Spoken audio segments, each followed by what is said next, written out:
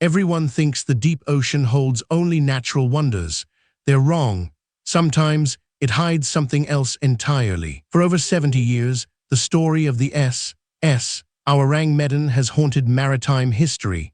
It's a tale whispered amongst sailors, a chilling enigma of a ship found adrift, its crew frozen in postures of pure terror, without a single visible mark of struggle. This wasn't a wreck caused by a storm or a collision. This was something far more insidious, a silent horror that stole the lives of every soul on board, leaving behind a profound, terrifying mystery that continues to defy rational explanation. Our story begins in February 1947, or perhaps June 1948, for even the precise date is shrouded in the mists of conflicting accounts. What is certain is the distress call, a chilling SOS, picked up by several ships traversing the busy shipping lanes of the Strait of Malacca. The message, relayed from the Dutch freighter Ourang Medan, was fragmented, yet utterly horrifying.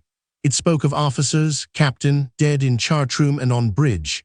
It spoke of the entire crew dead, and then a final chilling declaration, "I die." The signal abruptly ceased. Several vessels heard it, but it was the American merchant ship, the Silver Star, that managed to triangulate the approximate position. They immediately altered course, steaming towards the coordinates, driven by a growing sense of dread. When the Silver Star finally located the Ourang Medan, what they found was profoundly unsettling. The Dutch ship appeared undamaged, floating serenely on the calm waters, yet there was an unnatural stillness about it. No crew visible on deck, no sign of life. A boarding party from the Silver Star cautiously made their way across. As they stepped onto the deck of the Ourang Medan, a pervasive, icy chill descended, despite the tropical heat. The air itself felt heavy, charged with an unspoken terror. What they discovered defied comprehension. The entire crew, from the captain on the bridge to the engineers below deck, lay dead. Their bodies were contorted, faces frozen in expressions of utter horror, mouths agape, eyes wide with terror. Crucially, there were no visible wounds, no signs of struggle, no blood. It was as if death had swept through the ship in an instant, a silent, invisible killer. Even the ship's dog was found, teeth bared, frozen in a snarling posture of death. The radio operator remained at his post, fingers still on the telegraph key, eyes staring blankly. The captain, found on the bridge, had an arm outstretched, pointing towards an unseen horror. Every single body told the same story of sudden, overwhelming fear. The boarding party also reported an unbearable stench, a metallic, sulfurous odor that hung heavy in the air, burning their nostrils. It was a smell that no one could identify, adding another layer of unsettling mystery to the scene. Despite the horrific discovery, the Silver Star crew attempted to attach a tow line to the Ourang Medan, intending to bring it to a nearby port for a full investigation. They hoped to uncover the cause of this mass, inexplicable death. But as they prepared to tow, smoke began to billow from the Ourang Medan's cargo hold. It wasn't a slow, smoldering smoke, but a sudden, violent eruption, forcing the boarding party to scramble back to the Silver Star. Moments later, with a thunderous explosion, the Ourang Medan was torn apart.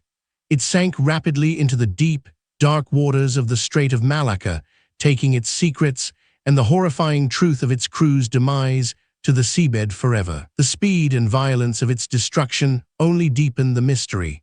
Was this an act of nature, a catastrophic accident, or something far more sinister, a deliberate act to erase all evidence of what truly happened on board? Numerous theories have emerged over the decades. One suggests a highly toxic chemical cargo, perhaps nerve gas or a similar lethal substance, was illegally transported. A leak would explain the sudden deaths and the expressions of terror. Another theory posits carbon monoxide poisoning, perhaps from a faulty boiler or ventilation system. This could explain the lack of visible injury, but not necessarily the intense fear frozen on their faces, nor the subsequent explosion. Some have even pointed to paranormal explanations, suggesting a malevolent entity or a curse.